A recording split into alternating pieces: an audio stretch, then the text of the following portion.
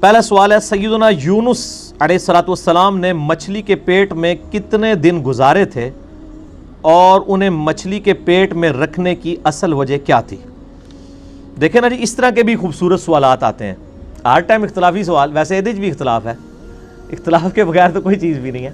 بہرحال میرے بھائیو، سیدنا یونس علیہ نبینا علیہ الصلوۃ والسلام کی شخصیت بڑی غیر معمولی شخصیت ہے، اس حوالے سے کہ یہ پیغمبروں میں واحد پیغمبر ہیں جن پر اللہ تعالیٰ نے ان کی لغزش کے سبب عطاب فرمایا، حتیٰ کہ سورۃ الصافات میں آیا کہ اگر یونس علیہ السلام مچھلی کے پیٹ میں ہم سے دعا نہ کرتے، اور وہ دعا آئی سورۃ الانبیاء میں، لا الہ الا انت سبحانک انی کنت من الظالمین، اگر یونس ان الفاظ میں ہمیں نہ پکارتے تو مچھلی کے پیٹ سے اسی دن نکالے جاتے جس دن مردے اپنی قبروں سے نکلیں گے۔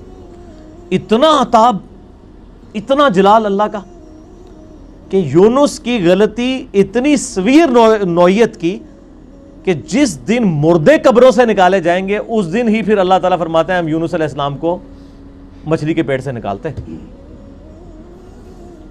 اور دعا بھی دیکھیں، سورۃ الانبیاء میں آئی، لا الہ الا انت سبحانک انی کنت من الظالمین، لا الہ الا انت، کوئی نہیں معبود سوائے تیرے، سبحانک، اے اللہ تو تو پاک ہے، تو تو غلطی نہیں کر سکتا، انی کنت من الظالمین، میں تو انسان ہوں، غلطی کروں گا۔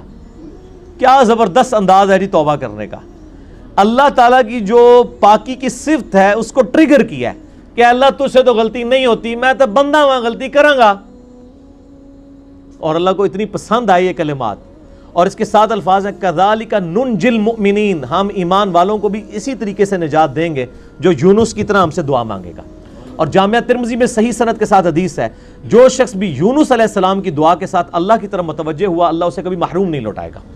یہ اسماء اعظم ہے، میرا ایک کلپ 4 لاکھ سے زیادہ لوگ یوٹیوب پہ دیکھ چکے ہیں۔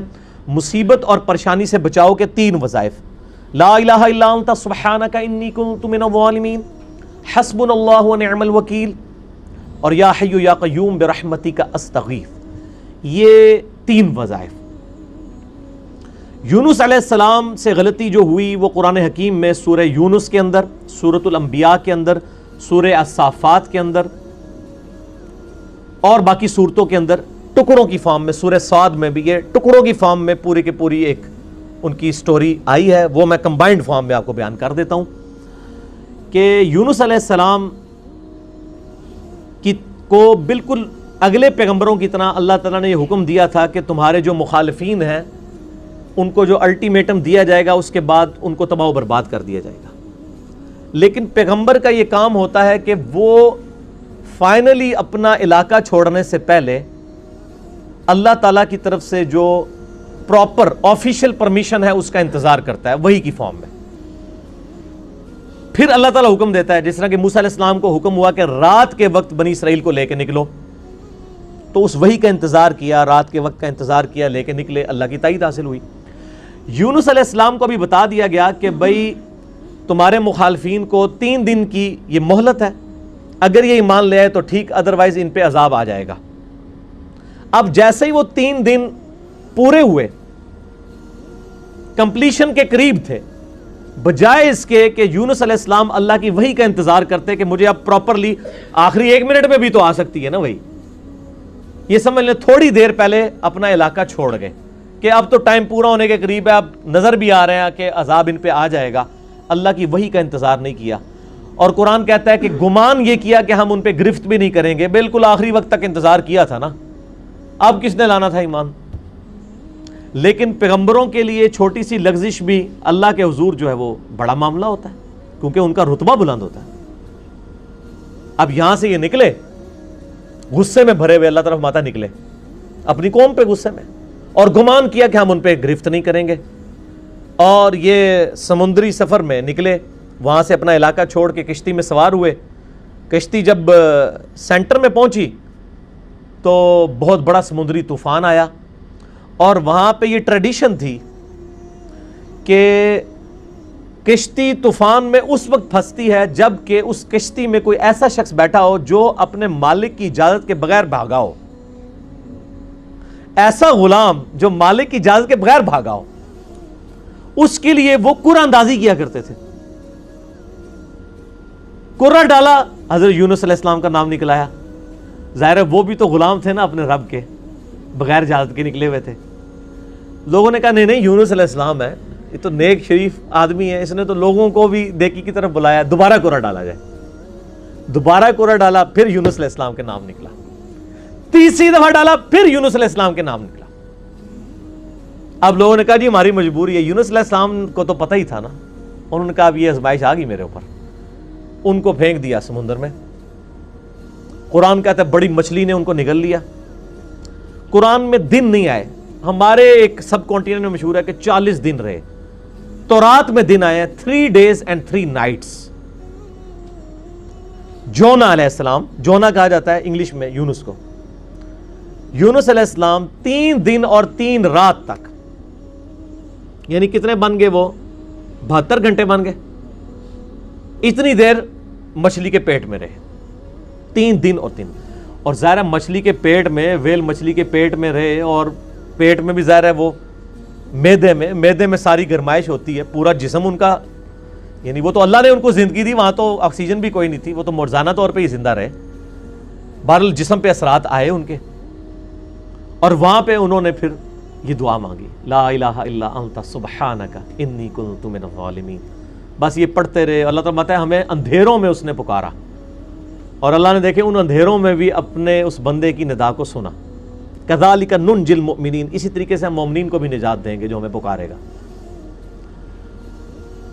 اور یہاں پہ وہ کہتے ہیں آیت کریمہ بڑا گرم ہوتا ہے جی, وضو کر کے بیٹھو, خوشبو لاؤ. حالانکہ جس شخص نے یہ پہلی دفعہ پڑھا ہے اس نے خوشبو والی جگہ پہ نہیں پڑھا. مچھلی کے تعفن والی سب سے زیادہ جگہ میدے ہی ہوتی ہے. میدے میں ہی سارا تعفن ہوتا ہے. یہ ڈکار آپ جتنے لیتے ہیں سب کچھ گیسیں ساری میدے میں ہی ہوتی ہیں. اللہ کے ذکر کے لیے کوئی پروٹوکول نہیں. صحیح مسلم میں حدیث ہے کہ نبی علیہ السلام حالت جنابت میں بھی اما عائشہ کہتی ہیں اللہ کو یاد کرتے تھے.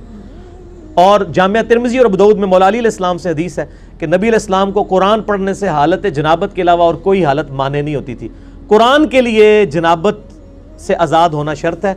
بغیر وضو کے بھی قرآن پڑھ سکتے ہیں, اور باقی اذکار تو جنابت کی حالت میں بھی آپ پڑھ سکتے ہیں. قرآنی دعائیں بھی پڑھ سکتے ہیں قرآن کی نیت کے بغیر, جسٹ ذکر کے طور پہ, کیونکہ آپ جتنے ذکر کر رہے ہیں وہ تو بھی قرآن میں ہے نا. اللہ اکبر بھی تو قرآن کا حصہ ہے, سبحان اللہ بھی ذکر ہے, لیکن اس وقت آپ ذکر کی نیت سے نہیں بلکہ دعا کی نیت سے پڑھتے ہیں. ربنا آتینا فی الدنیا پڑھیں, لا الہ الا انت سبحانک انی کنت من الظالمین بے شک پڑھیں حالت جنابت میں. دروشی بھی پڑھیں, یہ ادھر مشہور کیا جی دروشی بھی مطلب بغیر وضو کے نہیں پڑھتا. یار آپ لوگوں نے کیا باتیں مشہور کی ہیں اللہ کے بندو, یہ ساری جذباتی ڈاکٹرائنز ہیں. ٹھیک ہے جی, دروشی پہ میرا مسئلہ نمبر 56. اور میں آپ کو بتاؤں یہ وہ ڈاکٹرائن ہے جو ہمارے علماء نے کتابوں میں بھی نہیں لکھی ہوئی, صرف عوام کو پٹیاں پڑھانے کے لیے. کچھ ایسے جھوٹ ہیں جو ان کو اتنی شرم آئی کہ کتابوں میں بھی نہیں ہے, صرف پبلک کو پٹی پڑھانے کے لیے. جیسے جی وہ بت رکھ کے آتے تھے اس لیے رفع الیدین ہوتا تھا. اب یہ اتنا بڑا جھوٹ تھا کہ کتاب میں نہیں لکھا انہوں نے. بہرحال یہ ان کی جو جعلی اور کمزور روایتیں ان سے زیادہ کارآمد ہے.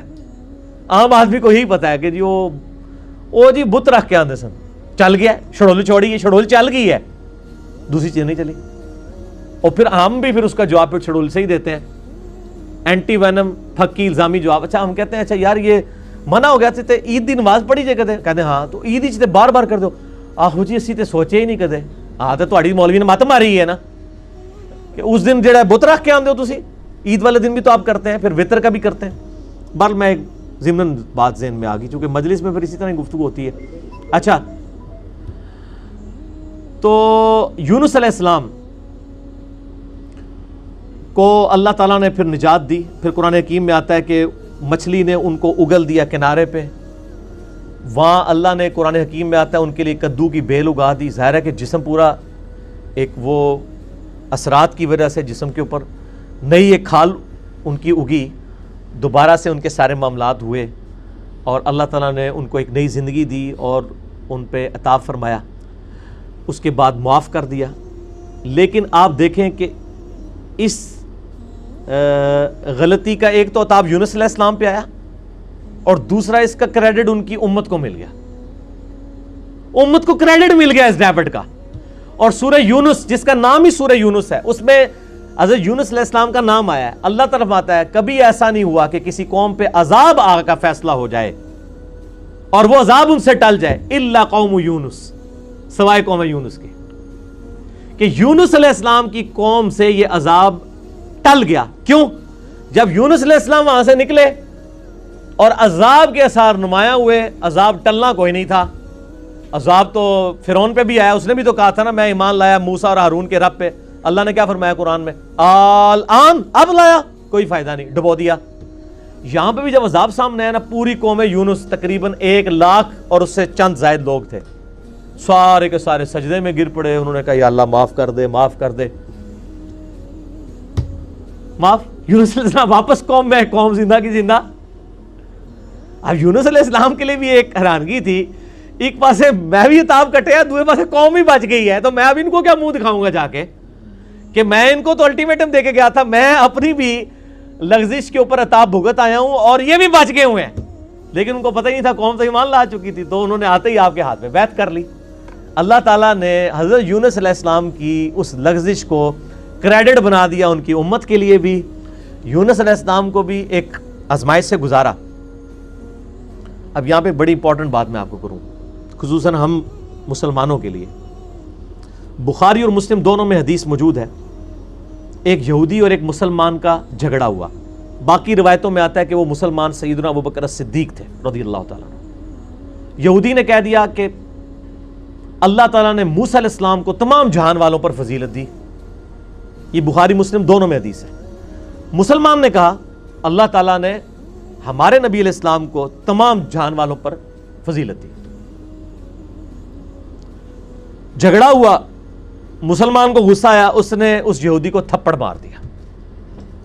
وہ یہودی اپنا مقدمہ لے کر نبی علیہ السلام کے پاس آیا. آپ صلی اللہ علیہ وآلہ وسلم نے اپنے صحابی کو ڈانٹا اور فرمایا مجھے یونس پہ بھی مت فضیلت دینا.